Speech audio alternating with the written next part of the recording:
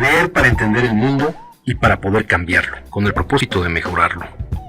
Leer para cambiar uno mismo, leer por gusto, por pasión, para saber, para conocer y también para dudar, para cuestionar.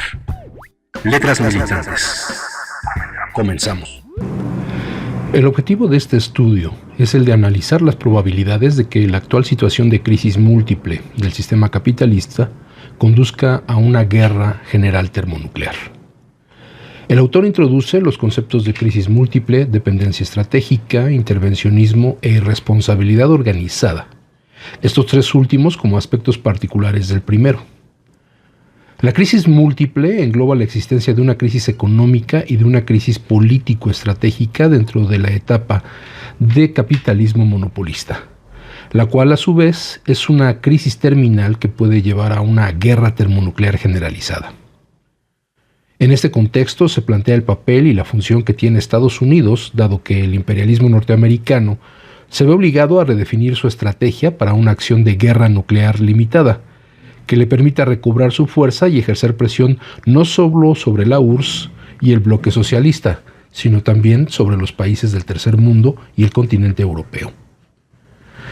Sachs pormenoriza el efecto del aumento y los componentes del armamento norteamericano, así como de su estrategia político-militar, que se dirige a proteger los suministros de energéticos, sin los cuales la industria bélica y automotriz norteamericana se vería incapacitada para funcionar, si se toma en cuenta que Estados Unidos importa el 50% de la energía que consume. Este aspecto lleva al punto central del análisis, la amenaza de una guerra termonuclear a partir de la dependencia estratégica de Estados Unidos con respecto a las materias primas, y de ellas el petróleo, sin el cual la economía norteamericana se vería paralizada. Partiendo de un enfoque histórico, el concepto de dependencia estratégica se define a partir de la importancia que han tenido las materias primas, y en particular el petróleo, que por razones geográficas se concentra y limita en determinadas regiones.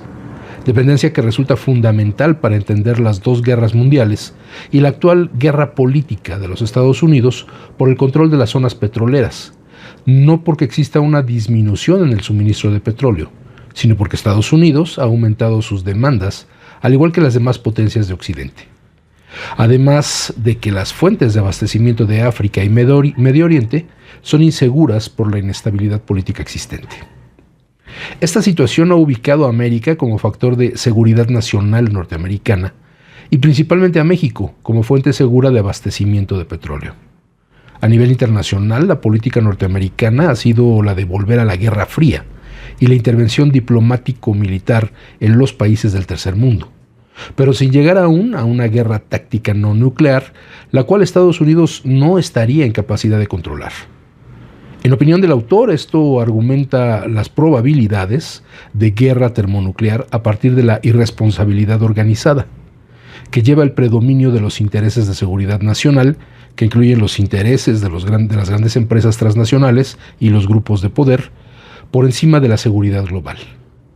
En este ámbito, el petróleo mexicano adquiere importancia para el imperialismo norteamericano, por lo que no es gratuito el impedimento, poco argumentado, de que México no se incorpore a la OPEP en el momento que las políticas nacionalistas son un claro freno a las necesidades objetivas de nuestro vecino del norte. Sachs ubica históricamente la dependencia estructural de México con respecto a Estados Unidos, ya que dice que el hecho de que la inversión extranjera, principalmente norteamericana, haya tenido un rápido aumento, lo mismo que la deuda exterior, y que un 60% del comercio exterior se dirige a los Estados Unidos, permite al imperialismo ejercer presión e invertir de forma directa sobre la política nacional y petrolera en la actualidad, en particular. La formación de un mercado común que incluya a México, Estados Unidos y Canadá permitiría no solo un suministro seguro de petróleo y materias primas, sino también un afianzamiento del dólar y la expansión de las empresas norteamericanas, que obligaría por ende al aumento de la producción petrolera en México, cuyas reservas se pronostican mayores que las de Arabia Saudita. A nivel internacional, Sachs plantea que la supervivencia de las grandes potencias no solo depende de las materias primas, sino de la necesidad de un nuevo orden económico internacional que permita una estructura económica y política estable bajo la dinámica del principio Minimax, consistente en el mantenimiento de los requisitos mínimos necesarios para lograr relaciones pacíficas, mientras al mismo tiempo se ofrece el máximo de oportunidades para lograr el cambio social y el desarrollo personal. Cabe mencionar que gran parte del estudio se inserta en la problemática de la guerra termonuclear y, en un momento, la atención no se concentra sobre el valor del petróleo, sino sobre el problema armamentista y las cantidades de armamentos nucleares. Asimismo, al haber una introducción de nuevos conceptos que requieren una continua argumentación que consolide su validez, se da una amplia defensa de los mismos. En el estudio hay un abundante manejo de datos y cifras que permiten afianzar el análisis y, sobre todo, fundamentar los conceptos. Este es un texto de Elsa Fugaki Cruz acerca del texto de John Sachs Fernández, Petróleo y Estrategia, México y Estados Unidos en el contexto de la política global, editado por Siglo XXI Editores y que fue publicado en 1980. Bienvenidas, bienvenidos a Letras Militantes. Después de algunas semanas de inactividad por cuestiones de salud y por otro proyecto en el que estoy trabajando actualmente, bueno, estamos de regreso y no quería dejar pasar la oportunidad de abordar un texto sobre John Sachs Fernández, en este caso esta introducción que se le hace a Petróleo y Estrategia de John Sachs Fernández. John Sachs Fernández falleció en el mes de febrero de este año y bueno, se suman dos pérdidas importantes que tenemos en el mundo intelectual y de análisis, de geopolítica, de crítica política y esta visión estratégica a largo plazo que tienen dos importantes autores. En este caso, uno de ellos pues es John Sachs Fernández. El otro es James Petras, que murieron con algunos días de diferencia. John Sachs Fernández fallece el día 5 de febrero, mientras que James Petras fallece el 15 de febrero. Dos importantes intelectuales, analistas, escritores, ensayistas, científicos sociales, muy familiarizados y muy especializados en temas de globalización y que, bueno, pues con lo que hoy estamos leyendo, vemos que incluso sus textos, el que acabamos de leer, que elaboró John Sachs Fernández en 1980, a más de 40 años de distancia, sigue teniendo una vigencia impresionante, aunque ya no existe la Unión Soviética, y pues que él preveía la consecución de este tratado comercial trilateral entre México, Estados Unidos y Canadá, que en su momento se llamará el TLC o el TLCAN, el Tratado de Libre Comercio de América del Norte, y que hoy conocemos como el TEMEC. Siempre crítico de esta situación, de la dependencia de México a la economía y a los dictados militares, francamente, de los Estados Unidos. John Sachs Fernández fue además un intelectual muy cercano al Sindicato Mexicano de Electricistas. En varias ocasiones él acompañó eventos, foros, conferencias que organizó nuestro sindicato y siempre hubo ese acercamiento a esta figura importantísima de la ciencia política como John Sachs Fernández. Y me voy a permitir leer el artículo que se publica en La Jornada a la muerte de este importante profesor universitario y analista de la ciencia social. Falleció a los 86 años John Sachs Fernández, profesor universitario y articulista de La Jornada.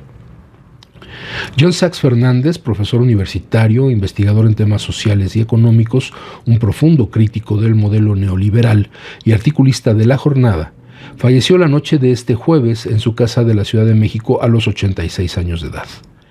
El deceso del doctor Sachs Fernández fue confirmado por su esposa Teresa Castro. Autor, coautor o coordinador de más de una veintena de libros en los que abordó temas como la transferencia de bienes públicos al sector privado, la geopolítica en regiones de América Latina, la globalización o el efecto de las políticas de organismos financieros latinoamericanos, como el Banco Mundial y el Fondo Monetario Internacional, Sachs Fernández también fue un crítico puntual de la coyuntura económica y política mexicana e internacional, como reflejó en los artículos que publicó regularmente en este diario durante más de 2 décadas.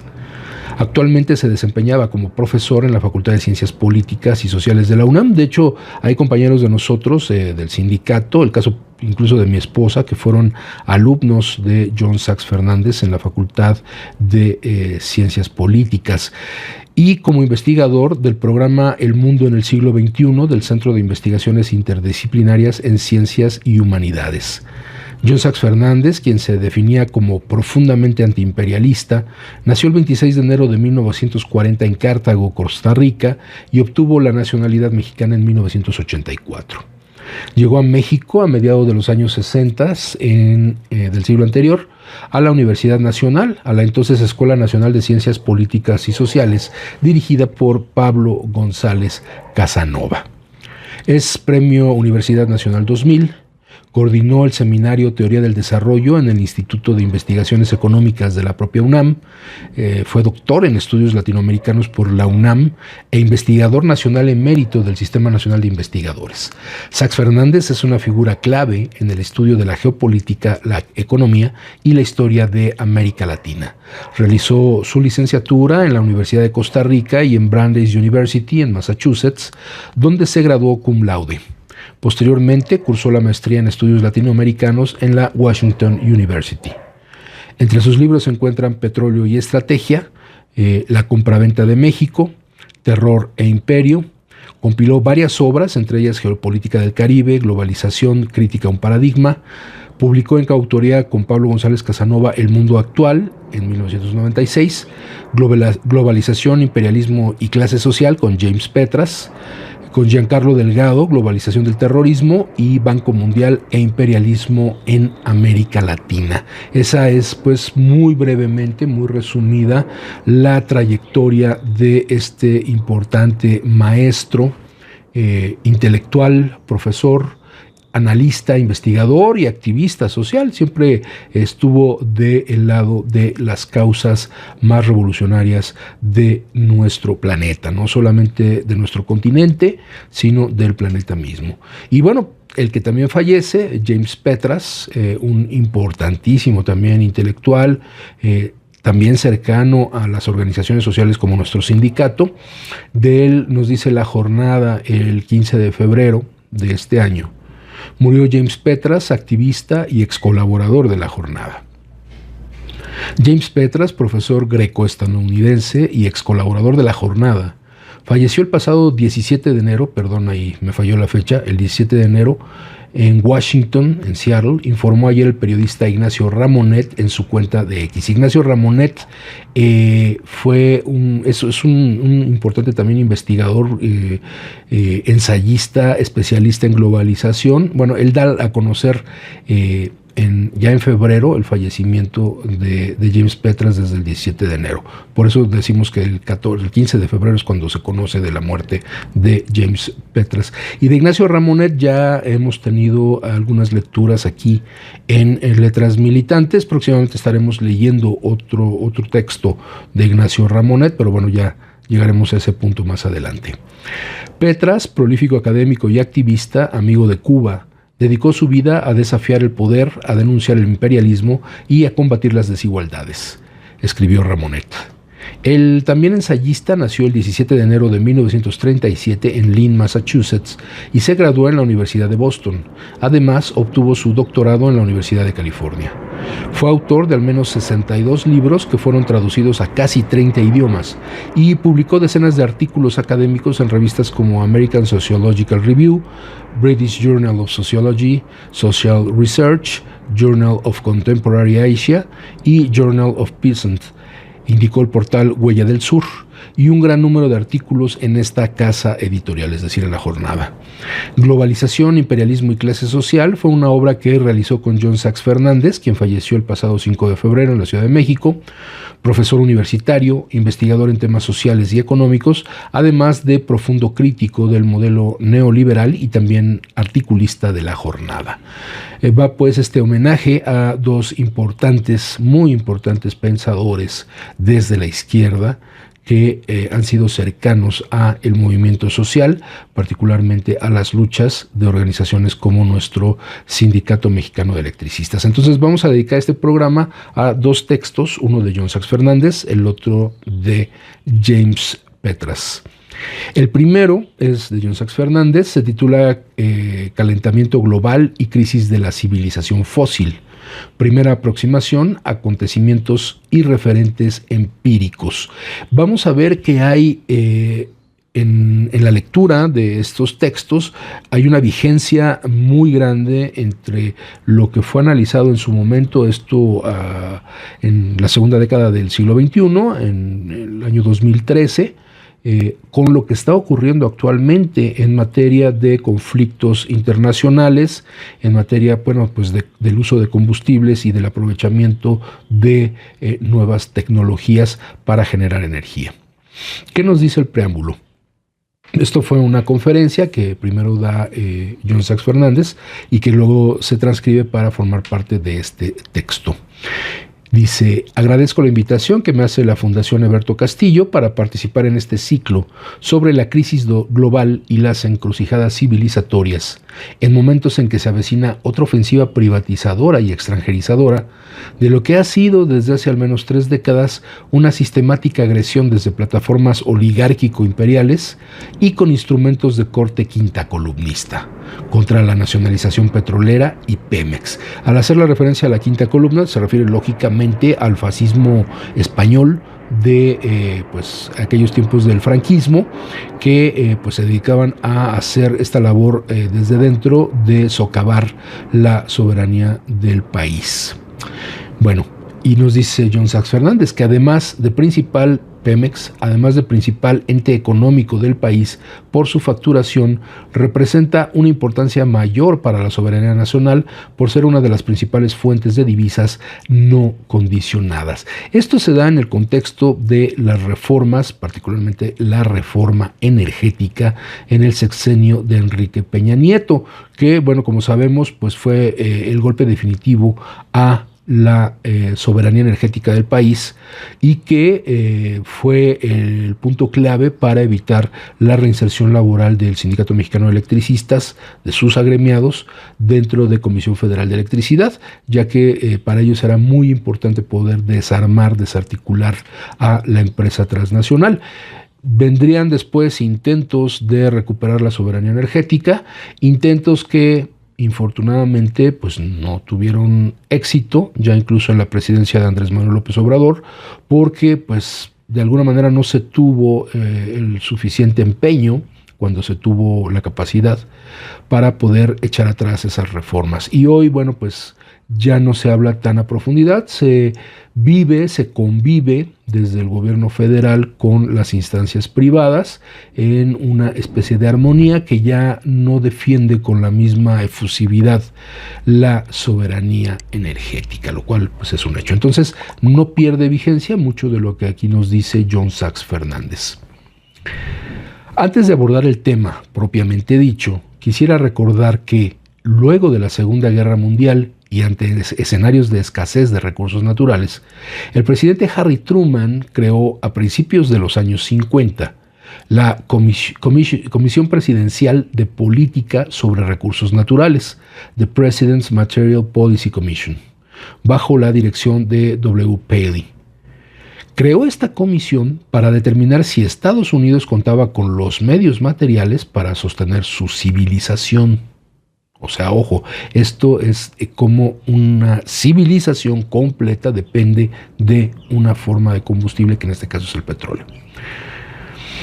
El informe Paley, de 1952, ofreció en 5 sustanciosos volúmenes valiosos datos sobre los límites que se enfrentarían entre las necesidades de gas, petróleo, minerales, metales, etcétera, de Estados Unidos, y cómo satisfacerlas ante la recuperación europea, la perspectiva de guerra con la Unión de Repúblicas Socialistas Soviéticas y el interés de naciones menos desarrolladas, pero ricas en recursos, a usarlos en su industrialización en lugar de exportarlos. Aquí ya se empieza a traslucir esta visión imperialista de los Estados Unidos, de dominación de otros países con el fin de extraer sus recursos naturales, sus materias primas, para que se pudiera desarrollar su propia industria y no la industria de estos países. Y eso, bueno, pues nos revela todo el plan que desarrolló durante la segunda parte del siglo XX los Estados Unidos,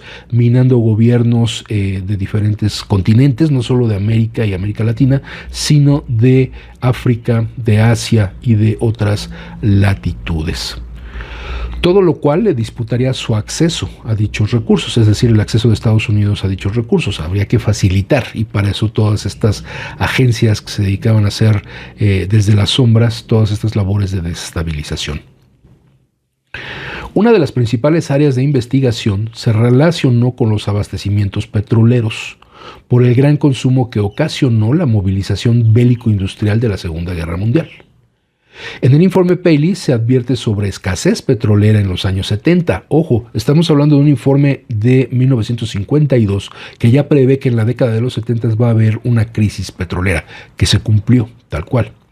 Y se hace un diagnóstico abiertamente negativo sobre la opción nucleoeléctrica por los graves riesgos que conlleva como por sus altos costos.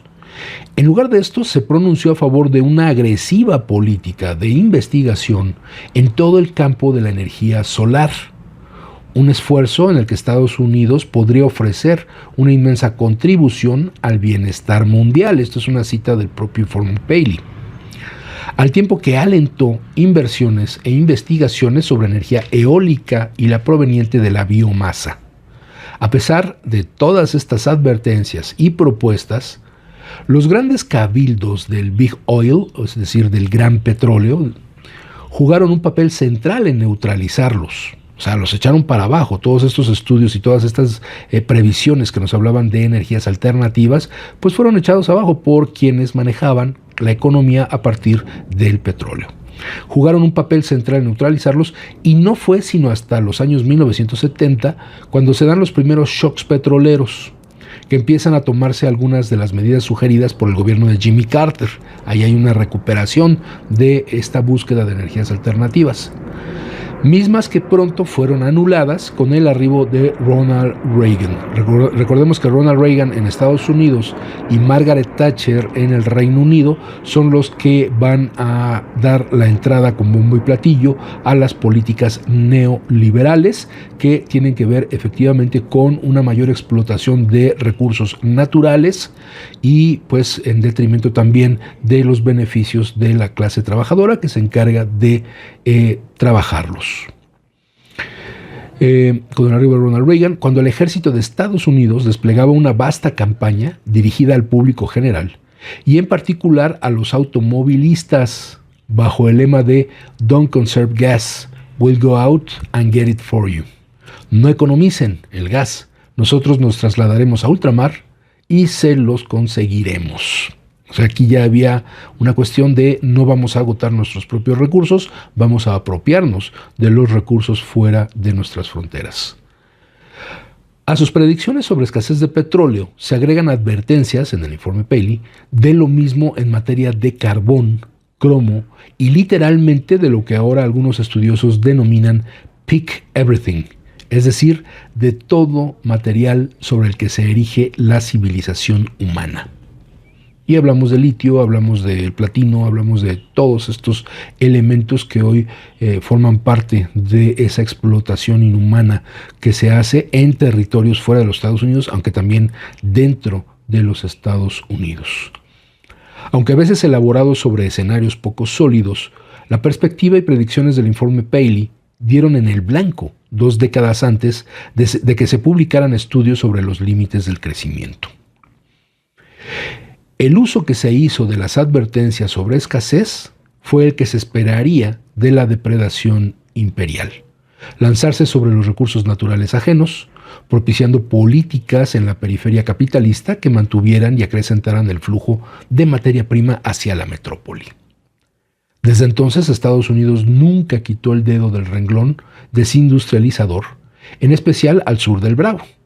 menos cuando llegó al techo de producción petrolera en los 1970 y Blythe Eastman Dillon, asesora de inversionistas de Wall Street, planteó en 1979 que de cara a las convulsiones en Medio Oriente y ausentes las diferencias nacionales entre Canadá, Estados Unidos y México, así lo plantea, procedía a integrar los vastos recursos energéticos de América del Norte. O sea, ya en 1979 se tenía planificado el elaborar este tratado de libre comercio, que, bueno, lo sabemos, ha habido infinidad de foros también organizados en nuestro sindicato, donde se ha hecho esta crítica al tratado de libre comercio, no como una oportunidad de compartir recursos y mano de obra, sino de que Estados Unidos saque el mayor provecho de sus vecinos al norte y al sur. Buscan integrar estos recursos energéticos de América del Norte a su aparato económico y político militar, mediante un sistema eficiente de distribución energética y una suerte de mercado común. Es decir, desde ahí no hablan de que haya igualdad de oportunidades económicas, de trabajo, etcétera, sino que esta suerte de mercado común iba a estar regido, dirigido, gobernado por los Estados Unidos. Sometido México a los programas de ajuste estructural, conocidos como PAE, de los acreedores en lo laboral, energético y fiscal, por la torpe negociación de la crisis en 1982, se procedió a debilitar la base material y de clase de la estabilidad social y la soberanía.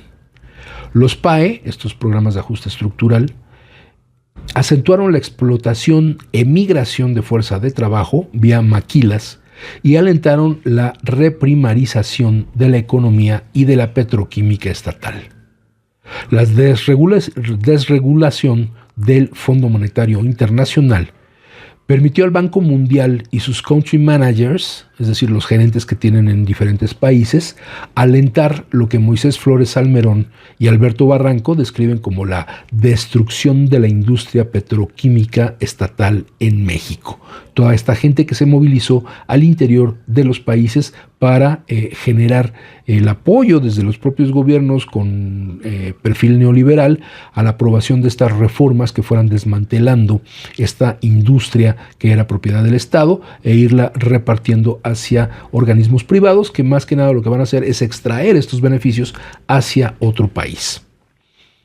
Con buen calibre histórico, Alejandro Encinas calificó el PAE laboral, aprobado en 2012 por el Senado, como la mayor agresión a los trabajadores desde 1917. Recordemos, en 2012 esta reforma laboral lo que logra es introducir el outsourcing, legalizarlo, romper con varios ejes de la ley laboral que defendían derechos de los trabajadores, como los derechos de huelga, los derechos de asociación, haciendo más complicado el trámite para hacer existente una huelga, para registrar un sindicato e incluso para el cobro de horas extras, haciendo mucho más flexible el horario y el pago por horas. Este es el eje de la ofensiva PAE-oligarquía contra sindicatos, campesinos, sectores medios y los encadenamientos productivos nacionales. Recuérdese, con Alberto Castillo y Jacinto Viqueira ingeniero que colabora en Luz y Fuerza, que cuando se tiene petróleo y brazos se deben usar los energéticos en casa para crear empleos y riqueza, algo que aún al día de hoy, 2026, no ha podido hacer el gobierno mexicano. No crea empleos, no genera riqueza y lo único que seguimos generando son programas asistencialistas que tarde o temprano agotan el presupuesto y llevan a los gobiernos a buscar otros puntos de donde extraer el dinero, que generalmente es de las propias conquistas laborales. Y ahora, en este caso, lo estamos viendo ya hoy, de jubilados y pensionados. Vender crudo a naciones ricas implica hacer de los trabajadores de las naciones pobres, cuanto más asalariados, medio muertos de hambre, al servicio de grandes capitales transnacionales. Cada barril que se exporta son miles de oportunidades de trabajo que quitan a los nativos y miles de oportunidades que brindan a las naciones poderosas para mantener su hegemonía económica en el mundo. Hoy, cuando México es el tercer exportador de crudo a Estados Unidos y Pemex atestigua la enajenación de sus actividades sustantivas, Miguel Ángel Bernal, uno de los voceros de Enrique Peña Nieto, en calidad de presidente de la Comisión de Energía de los Diputados, se duele de que estemos atados a las enseñanzas del nacionalismo petrolero. Y nos repite aquello de que no hay recursos, por lo que es necesaria una inyección de capital privado en Pemex. Dice que tenemos reservas de gas shale y de gas asociado al petróleo, que su jefe intenta entregar a firmas tipo ExxonMobil, aunque el periodista Israel Rodríguez había documentado y publicado poco antes que hay recursos. Y hoy nos enfrentamos a que la presidenta nos dice que se va a permitir el fracking, un fracking que llama sustentable, cuando cientos de organizaciones que han estado en contra del fracking demuestran con argumentos técnicos científicos que no puede haber un fracking sustentable. Es un peligro para el medio ambiente y un peligro para los seres humanos que habitan en las zonas cercanas a las zonas de extracción de este gas que se saca a través del fracking. Aunque el periodista, bueno, eso ya lo leímos, Pemex en 12 años panistas pagó 6.4 billones de pesos al fisco, más que la deuda pública neta de 5.6 billones. Para privatizarla se cobró a Pemex 53.4% de sus ventas, obligándola a endeudarse para cubrir sus requerimientos fiscales y completar sus planes de inversión productiva. Mientras los PAE y el PRIAN atacan a Pemex, el Financial Times informó que Rex Tillerson, el CEO de ExxonMobil, el presidente de ExxonMobil, empresa líder en capitalización de mercado que realiza operativos en Pemex, dijo estar esperanzado con reformas energéticas que abran espacio a las asociaciones y colaboraciones y llevar tecnología a los inmensos recursos de México. Y desde Bloomberg se sugiere que Peña Nieto empiece permitiendo que se pague con crudo a las firmas extranjeras. Aunque este arreglo no otorga la propiedad, técnicamente permitiría a estas firmas colocar ese petróleo como parte de su reserva, un factor crucial para atraer el interés privado extranjero. Beneficiarios del gran pillaje al pueblo mexicano bajo fachada de reforma energética, entre otros, los tenedores de los principales bloques accionarios de ExxonMobil, que generosa que es, desde febrero de 2012, como parte de su plataforma de relaciones públicas en torno al debate nacional sobre la reforma energética de Peña, da becas en la UNAM a estudiantes de geología e ingeniería para el desarrollo nacional.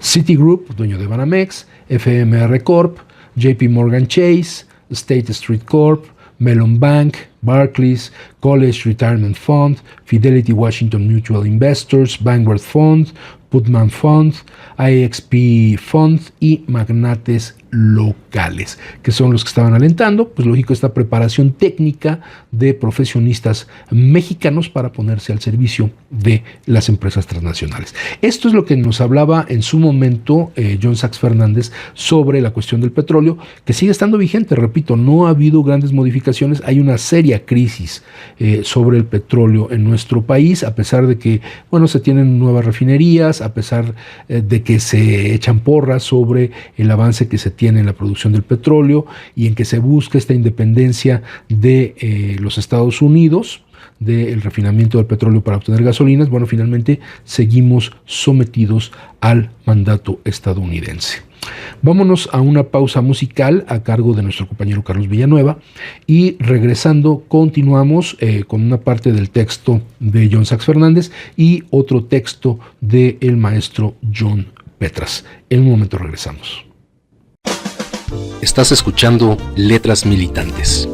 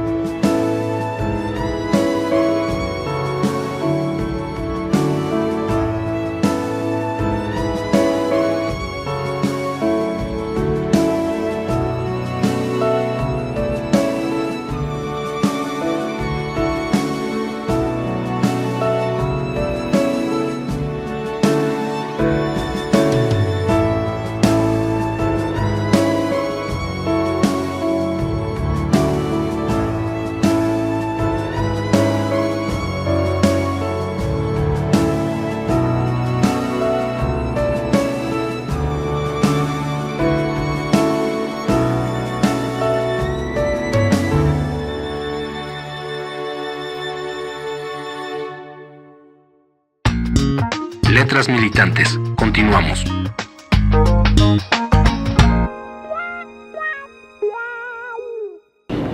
Ya estamos de vuelta en Letras Militantes después de esta pausa musical para continuar con este texto del maestro John Sachs Fernández, fallecido en el mes de febrero de este año, y que bueno, nos demuestra que pues su análisis del contexto que le tocó vivir finalmente tiene vigencia en la actualidad y pues vale mucho la pena estarlo recobrando, sobre todo para no perder de vista cuál es la base argumental de la crítica que hoy se puede hacer, pues no solo al gobierno de México, sino a gobiernos progresistas que desafortunadamente no logran hacer un cambio radical en la base de su política económica, sino que siguen dependiendo de muchas de estas formas de relación económica entre los patrones y los trabajadores, entre pues los propios países, que siguen alentando esta explotación inhumana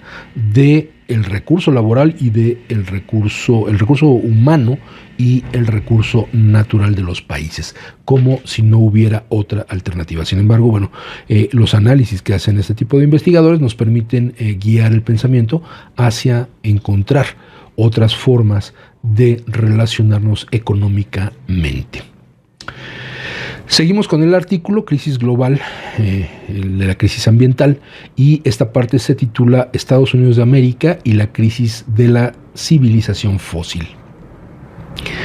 El paulatino ascenso del capitalismo a lo largo de varias sucesiones hegemónicas, desde sus atisbos en las ciudades-estado mediterráneas y luego en los Países Bajos, Inglaterra y Estados Unidos, que es donde se desarrolla la revolución industrial, ha estado asociado en la acumulación capitalista tanto a una notable intensificación de la explotación de la fuerza de trabajo como a la mecanización y avances tecnológicos, máquina de vapor, motor de combustión interna, en los que a la utilización de la leña se agregó un acentuado uso de los combustibles fósiles, con una densidad energética mayor en varios órdenes de magnitud, acumulada en varias centenas de millones de años: carbón, petróleo y gas.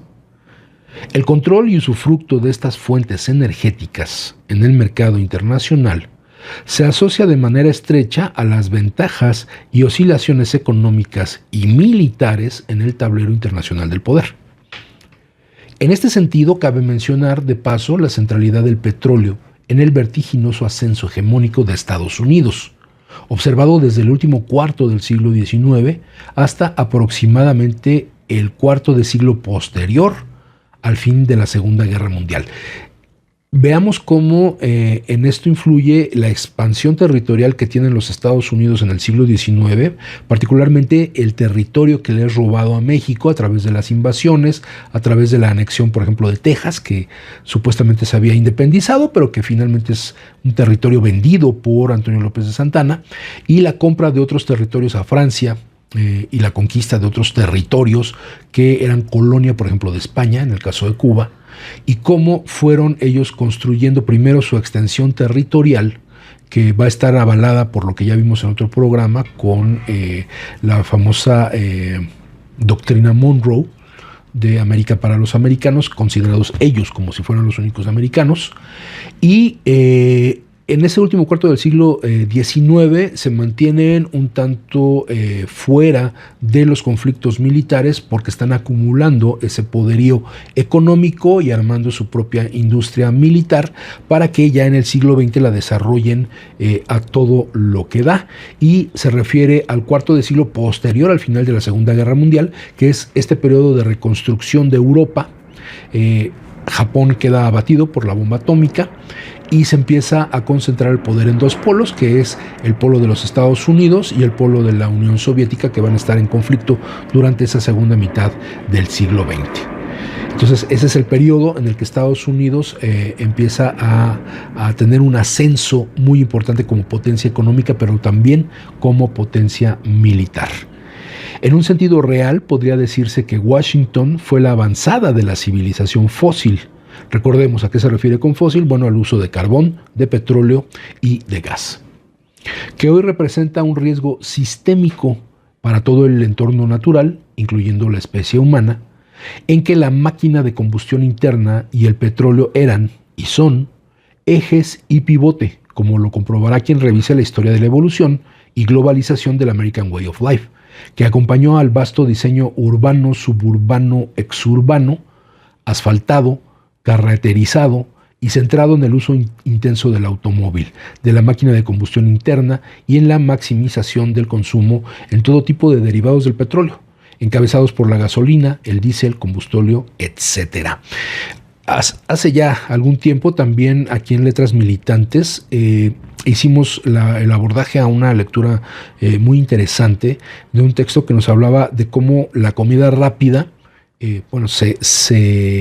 se masifica de una manera impresionante acompañando este proceso de carreterización. Es decir, la industria del automóvil con la explotación de la gasolina y lógicamente el que viene del petróleo, pues lógicamente necesitaba crear un mercado mucho más amplio, y lo que hacen es desplazar el uso de los trenes como medio de transporte pues de las personas para trasladarse de un sitio a otro, como de las mercancías, y se empieza este proceso de construir las highways, las carreteras, las autopistas de alta velocidad por todo el territorio de Estados Unidos. Y bueno, para poder acompañar eso, darles solución a la cuestión de la alimentación, se empiezan a crear estos restaurantes que se ponen en las carreteras y que empiezan a cocinar comida rápida, lo que hoy conocemos como comida rápida, la fast food. El libro se titula Fast Food Nation, o la nación de la comida rápida, y que bueno, nos habla también de ese proceso que se vivió en los Estados Unidos. No es casual que Estados Unidos de América sea, a principios de la segunda década del siglo XXI, el mayor consumidor de petróleo per cápita del mundo y también el mayor emisor per cápita de CO2 a la atmósfera. Mientras nosotros en América Latina emitimos entre 2 y 4 toneladas de dióxido de carbono per cápita, Estados Unidos emite 19.2 de CO2, de dióxido de carbono per cápita, y Canadá el 17.3. Estos, son datos que vienen respaldados por varios autores que aquí menciono. Para mayor beneficio y gloria del vasto complejo petrolero, carretero, automotriz, carboeléctrico, cuya expresión castrense es el complejo militar industrial, así llamado por el general Eisenhower, representó el pivote de dominación, hegemonía, cuya capacidad de vencer y convencer sigue acotándose junto al dólar, cuando, de manera paulatina, ingresamos a un entorno de divisas múltiples y de creciente desarticulación financiera. Siguiendo a Antonio Gramsci, cabe mencionar que el liderazgo y poder internacional, al ejercerse en un sistema de estados nacionales, incluye el reconocimiento de otros estados, tanto como del ejercicio de la violencia. La hegemonía se refiere a lo que Gramsci llamó bloque histórico, es decir, el conjunto de fuerzas sociales que en un contexto nacional o internacional establecen su liderazgo intelectual y moral para gobernar al universo de clases en conflicto. No hay hegemonía mundial si ese bloque de la potencia en cuestión, las clases y grupos que ejercen el poder en el contexto del pacto social respectivo, en el caso de Estados Unidos, el que está formalizado en la Constitución, no la tienen en el contexto interno. La supremacía de un grupo social, decía Gramsci, se manifiesta en dos formas: como dominación y como liderazgo intelectual y moral.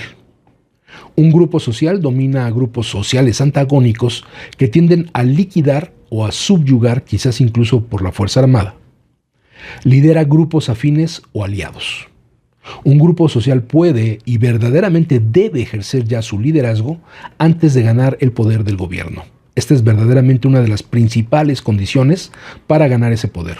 Subsecuentemente se convierte en dominante cuando ejerce el poder, pero incluso si lo mantiene firmemente en sus manos, debe seguir liderando a sí mismo. Como la comunidad científica mundial desde principios de los años 80 ha venido estableciendo fundamentos empíricos en torno al carácter antropogénico del calentamiento global, detectado sistemáticamente y vinculado a las emisiones de dióxido de carbono, metano y otros gases con efecto invernadero, o GEI, es necesario revisar algunos datos duros que permitan delinear las características de esta crisis de la civilización fosilizada y los órdenes de magnitud que están encuadrando y afectan un fenómeno que, más que crisis, parece de colapsos en varias dimensiones. Una de ellas, derivada del peligro de sobrevivencia del entorno natural, que acarrea la quema de combustibles fósiles, necesariamente afecta la percepción que sustenta este poderoso eje de acumulación capitalista y el liderazgo moral e intelectual de los magnos negocios y grandes empresas que giran en torno a la quema de combustibles fósiles. Big Oil, como se les conoce en Estados Unidos, bien lo sabe, y se siente amenazado por el conocimiento científico, al punto que ha venido desatando una amplia y multimillonaria campaña para poner en cuestión el carácter antropogénico del calentamiento atmosférico. Hay hechos y cifras que permiten percibir de manera aproximada, desde luego. Por ejemplo, que hoy en este planeta vivimos poco más de 7,000 millones de personas, de acuerdo con el censo más reciente, en el que se operan cientos de miles de aviones y barcos, incluyendo además poco más de 1,000 millones de vehículos que transportan personas y carga usando máquinas de combustión interna, que utilizan gasolina y diésel. Si además se incluye el uso de carbón, gas y petrolíferos para generar electricidad, y la quema y fugas crecientes de metano, por ejemplo, de la explotación a diestra y siniestra en Estados Unidos de gas y petróleo no convencional, el gas shale, por medio del método de fracturación hidráulica, el fracking. El hecho es que en estos momentos, solo por los derivados del crudo, se consumen poco más de 1,000 barriles de petróleo por segundo, y esto es un dato del 2006. Según un estudio del US Geological Survey, publicado en 2004, ya se estaban lanzando a la atmósfera más de 150 veces la cantidad de dióxido de carbono emitida por todos los volcanes del mundo, es decir, el equivalente a cerca de 17,000 volcanes adicionales de tipo Kilauea en Hawái, el más activo del mundo. Por eso se defiende esta argumentación antropogénica, es decir, el ser humano es el que está generando este calentamiento global y no un fenómeno natural de la propia evolución del planeta. El grado en que esto ha venido afectando el medio ambiente global desde la era preindustrial ha sido objeto de estudio por parte de la comunidad científica, al menos desde las primeras observaciones en los 80 sobre los efectos climáticos de los gases con efecto invernadero, los GEI. Y décadas después, la ONU estableció mecanismos bastante imperfectos y mediatizados, por cierto, por medio de los que la comunidad científica internacional ha podido hacer planteos sobre un asunto científico, político, económico y de civilización de orden mayor, como el efecto de la actividad humana en el calentamiento del planeta. El panel intergubernamental de calentamiento global ha realizado numerosas cumbres climáticas, unas de importancia, otras decepcionantes y regresivas, bajo los efectos de los grandes y poderosos cabildos fósiles. Por ejemplo, a pocos sorprendió la exclusión de la ciencia y de los avances de las investigaciones sobre el agudo deterioro climático en la COP17 realizada en Durban, Sudáfrica, en 2011, y luego en Río de Janeiro en 2012, como en los cónclaves de Copenhague en 2009 y Cancún en 2010. Los principales contaminadores, encabezados por Estados Unidos, decididos a mantener incólume su liderazgo moral e intelectual, bloquearon toda medida y compromiso vinculante efectivo y además se incomodan con la avalancha de evidencia científica sobre los efectos ambientales y socioeconómicos del actual patrón tecnológico energético, centrado en mercantilizar y especular con los recursos naturales y aún con la atmósfera por medio de mercado de bonos de carbono. Los cabildos, sintiéndose amenazados, ahogan el interés público nacional e internacional en favor del poder de grandes firmas dedicadas a explotar y luchar con la quema de combustibles fósiles y la máquina de combustión interna. En Durban prosiguió el business as usual, los negocios como siempre, impulsado por el cabildo fósil, orientado al debilitamiento o reversión, como ocurrió con el retiro de Canadá del Acuerdo de Kioto, por el arreglo del gobierno con la industria petrolera para acelerar la explotación del descomunal volumen de arenas bituminosas de Alberta, en Canadá. Por eso Ottawa renuncia a todo acuerdo vinculante con la reducción de gases con efecto invernadero, porque pues lógicamente eso resulta en una menor ganancia de sus empresas, de sus grandes empresas, que reportan riquezas pues a los accionistas de estas empresas. Este oscurantismo suicida, que evoca episodios inquisitoriales con su negación de los efectos ambientales del patrón capitalista, centrado en la expansión sin límite, se fortalece solo que ahora las consecuencias están a la vista y afectan a millones, con mayor frecuencia, extensión e intensidad de huracanes, inundaciones, sequías y devastadores incendios forestales. Y lo estamos viviendo ahorita en México. Díganme, la primavera con lluvias en diciembre, lluvias en enero, lluvias en febrero, lluvias en marzo, ahora en abril, y ya la primavera pues no es lo que solíamos conocer en nuestra infancia. En Estados Unidos, senadores y diputados, receptores de abundantes fondos del cabildo fósil, el cabildo fósil, ¿quiénes son? ExxonMobil, Chevron, British Petroleum, Shell, Valero, Duke, Koch, Edison, Southern Coal, etc., quienes desde 1999 al presente han acumulado unos cuantos cientos de millones de dólares en donaciones a políticos, diputados, senadores clave, desplegaron en 2011 una ofensiva contra cualquier regulación ambiental. Vetaron mejoras administrativas a la agencia encargada de asuntos oceánicos y atmosféricos y recortaron presupuestos para la investigación climática y la agencia de regulación ambiental. Al tiempo que, como recuerda Justin Gillies, se desataron más desastres climáticos extremos que en cualquier año, desde que se empezaron los registros públicos a finales del siglo XIX. El costo anual de estos eventos ha sido en promedio de $1,000 millones, pero en 2011, en Estados Unidos, los daños ascendieron a $50,000 millones. Y en 2012, por la extensión de la sequía, los grandes incendios forestales, la destrucción de las cosechas de granos, en especial el maíz, e inundaciones de magnitud en términos históricos, los costos superaron en mucho lo ocurrido en años anteriores. Basta con recordar el huracán Sandy, que asoló al Caribe en diciembre de 2012 y luego se dirigió a la costa este de Estados Unidos. En Nueva York, por primera vez, gran cantidad de agua marítima y del East River inundó el metro, llegando a las puertas mismas de la bolsa de valores, al punto que hubo que colocar cientos de sacos de arena para proteger del clima extremo a ese sagrado recinto de la usura y la especulación. En el mundo se da algo similar, como lo recuerdan las grandes inundaciones en Filipinas, Australia y Asia sudoriental, y la sequía que de manera crónica agobia a la agricultura mexicana. La ciencia, cuya voz los cabildos quieren acallar, advierte que el fenómeno es antropogénico, vinculado a la emisión de gases con efecto invernadero. Estamos modificando en grandes órdenes de magnitud las propiedades de la atmósfera. Esto ya lo sabemos con toda certeza, dice Benjamin D. Santer, climatólogo de Lawrence Livermore National Laboratory en California.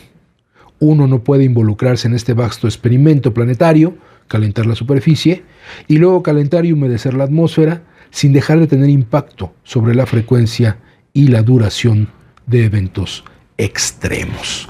Bueno, vamos a dejar hasta aquí la lectura del texto del maestro John Sachs Fernández, que insiste sobre el tema del cambio global y cómo, bueno, pues la industria fósil del petróleo, de la explotación del gas, sigue siendo quien dicta cómo son las políticas de relaciones internacionales, y por eso no nos extraña el conflicto que en este segundo mandato de ese psicópata americano conocido como Donald Trump, pues realmente ha hecho de las suyas para generar una crisis justamente de combustible, elevando el precio del petróleo en todo el mundo por su intervención en Irán, cómo ha buscado apropiarse del mercado petrolero del continente americano con la invasión que hace sobre Venezuela, y lo que antes era pues disfrazado o maquillado con pues operaciones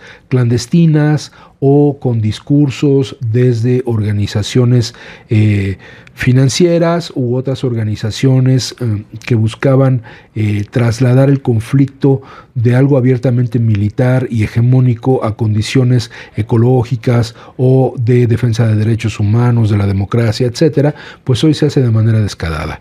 Lo dice el discurso de Donald Trump: me da igual lo que pase en Irán, lo que quería hacer ya lo hice, que es pues desestabilizar por completo el mercado internacional del petróleo, teniendo en apariencia asegurado el petróleo venezolano, aunque no sabemos cuánto le va a durar el gusto en este sentido, y generando esa incertidumbre, el rompimiento de alianzas, la inestabilidad de los mercados financieros de un capitalismo que pues parece ser sigue funcionando al 100%, porque lo que sigue haciendo es dejando ganancias a quienes le apuestan a este tipo de mercado. Bien, vamos a pasar ahora a un texto, vamos a ver qué tanto podemos avanzar de este texto del maestro John Petras. Se titula La lucha por el socialismo en la actualidad, y es parte de un texto mucho más amplio, del cual les dejaremos la referencia en nuestro perfil en Facebook de Letras Militantes. Una discusión acerca de la lucha por el socialismo hoy en día debería comenzar por ver qué es y qué no es el socialismo. Esto es muy importante porque pues es muy fácil para mucha gente que en su vida ha abierto un libro sobre teoría social, sobre teoría marxista, sobre socialismo o comunismo. Bueno, pues les es muy fácil opinar que el socialismo y el comunismo es lo peor que le ha pasado a la humanidad. Y bueno, pues tal parece que entonces con el capitalismo nos ha ido de las mil maravillas. Es importante tener claridad política acerca de las falsas alternativas, así como de los componentes básicos de una sociedad socialista. Este ensayo abordará el asunto analizando críticamente 3 de las ideologías antisocialistas más influyentes, que se dicen abogar por una izquierda renovada y proponen un enfoque socialista alternativo. Este análisis seguirá con una discusión de la vía militante al socialismo, y una crítica de las ilusiones que rodean a la política electoral. La última sección se centrará en la discusión del contexto mundial y de los retos y oportunidades que enfrenta la izquierda de cara a la ofensiva imperial de Washington. Algo que queda bien estipulado es que el enemigo de la humanidad, y no solo de los socialistas o de los comunistas, el enemigo de la humanidad es esa política imperial que se hace desde Washington. Lo que no es socialismo. La izquierda se enfrenta esencialmente a 3 alternativas falsas de socialismo. 1. Entre comillas, la tercera vía promovida por Tony Blair, que fue el primer ministro de Gran Bretaña. 2. La socialdemocracia europea y del tercer mundo, que no es socialista. 3. El, entre comillas, socialismo de mercado al estilo chino. La tercera vía, propuesta por el líder del Partido Laborista Británico, Tony Blair, pretende definir una tercera vía, entre comillas, entre la propiedad pública de los medios de producción y de los servicios sociales y el mercado liberal no regulado. De hecho, combina lo peor de ambos mundos, entre la propiedad del Estado sobre los medios de producción y la participación privada en esos medios de producción. Combina lo peor de ambos mundos, una burocracia estatal grande y cara al servicio de las poderosas instituciones financieras y la banca, y una legislación autoritaria que viola las libertades individuales. En la práctica, la tercera vía de Blair es un camino directo hacia las guerras, las crisis y la profundización de las privatizaciones a expensas de los consumidores, el medio ambiente y los trabajadores. El régimen de Blair ha sido un activo colaborador subalterno de Washington en los salvajes bombardeos de civiles en Yugoslavia, Afganistán e Irak, la guerra de los Balcanes, la guerra contra el terrorismo que se hizo contra Afganistán e Irak y la búsqueda de estas armas de destrucción masiva, y de la conquista y ocupación de Afganistán, Kosovo y Macedonia. La tercera vía promovió la desindustrialización de Inglaterra, la burbuja especulativa de las telecomunicaciones y su colapso, precipitando la actual recesión. El programa de privatizaciones de Blair ha minado el Plan Nacional de Salud, perpetuando el peor sistema de transportes e infraestructura de Europa Occidental, y puesto a los trabajadores ingleses en el peor lugar en lo que respecta a los derechos sociales. Claramente, la tercera vía es un simple eufemismo para el neoliberalismo autoritario y el militarismo. La segunda versión burguesa del socialismo es la socialdemocracia. Durante los últimos 20 años, los partidos socialdemócratas y populistas de Europa y América Latina han abandonado sus programas reformistas de bienestar social en favor de las políticas neoliberales. La subordinación a la hegemonía imperial de los Estados Unidos, hago este énfasis para que pensemos dónde estamos parados, y en Latinoamérica. La adopción de los programas de ajuste estructural del Fondo Monetario Internacional. En breve tiempo, los socialdemócratas y los populistas se han convertido al neoliberalismo, redistribuyendo el ingreso hacia las clases altas y el capital extranjero. Recordemos cuánto ha crecido la fortuna de los mexicanos más ricos en los últimos años.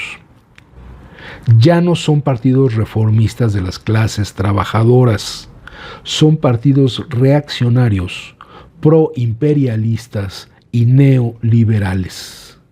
Los mejores ejemplos de esta conversión son el PSDB de Cardoso en Brasil y el Partido Peronista en Argentina, donde hoy tenemos a Milei. El tercer ejemplo del socialismo fantasma es el así llamado socialismo de mercado, practicado en China. La realidad política de la China es la de la subordinación de la propiedad social al mercado capitalista. No queda absolutamente nada del socialismo chino. Los trabajadores tienen las jornadas más largas, los peores salarios y los menores derechos sociales de todos los trabajadores asiáticos. Los capitalistas chinos y sus socios de ultramar extraen las ganancias más altas y envían ilegalmente al otro lado del mar entre 30,000 y 40,000 millones de dólares al año, creando las desigualdades más grandes del Asia. El Estado socializa las deudas de las empresas privadas y de élites estatales corruptas. Roban millones del tesoro público para financiar sus inversiones, sus cuentas en el extranjero y sus estilos de vida de un lujo obsceno. El socialismo de mercado es una ideología para justificar la transición de la propiedad colectiva al capitalismo salvaje. Lo que el socialismo significa hoy en día.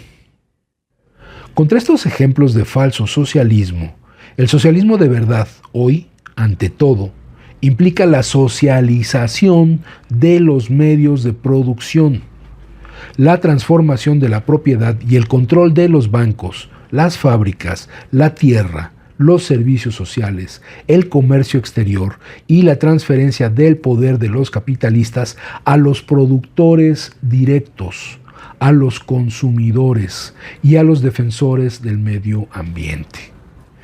El socialismo significa la oposición a todas las guerras imperialistas, a las intervenciones militares y el apoyo a la autodeterminación de las naciones y a los movimientos de liberación nacional. Bajo un régimen socialista, la representación y las elecciones tendrían lugar en los lugares de trabajo, en los barrios y en las cooperativas, y conducirían a una asamblea nacional que rendiría cuentas directamente ante las organizaciones de trabajadores, campesinos y consumidores. El socialismo promoverá profundas reformas en la familia, en el trabajo y en los servicios sociales para facilitar la igualdad de género. El gasto público se transformará de subsidiar a los capitalistas y pagar la deuda externa a proveer de forma gratuita y amplia salud, educación y entornos recreativos en una escala masiva. Las diferencias entre el falso socialismo y el verdadero son fundamentales e insoslayables. No hay bases para una alianza o cohabitalidad. Los antagonismos sociales entre las clases se expresan en el conflicto entre el falso y el verdadero socialismo. Las distinciones no son solo intelectuales, son prácticas. Bueno, vamos a dejar hasta aquí la lectura de este texto de James Petras y terminamos en esta sesión de Letras Militantes este pequeño homenaje a dos pensadores que nos dejaron este año, al maestro John Sachs Fernández, al maestro James Petras, y pues esperando que esto sirva para que busquemos más textos, más reflexiones, más análisis de estos dos grandes pensadores, de estos dos grandes críticos del capitalismo contemporáneo e histórico, y pues eso nos ayude a entender mejor la realidad que estamos viviendo y no solo a entenderla, sino a buscar maneras de transformarla. Por el momento es todo en esta emisión de Letras Militantes, agradeciendo su atención a la emisión de hoy. Nos vemos en las próximas emisiones. La próxima semana estaremos nuevamente acá para abordar temas desde la literatura, desde el ensayo, desde el análisis político, desde el cuento, desde la novela y desde toda aquella forma de expresión literaria que nos haga pensar, nos haga sentir, nos haga reflexionar sobre el mundo en el que vivimos. Muchas gracias y que tengan una excelente semana. Hasta luego. Decía Samuel Smiles, el libro es una voz viviente, es una inteligencia que nos habla y que escuchamos. Acompáñanos en la próxima emisión de Letras Militantes, a través de Radio SME, donde a los libros les damos la palabra.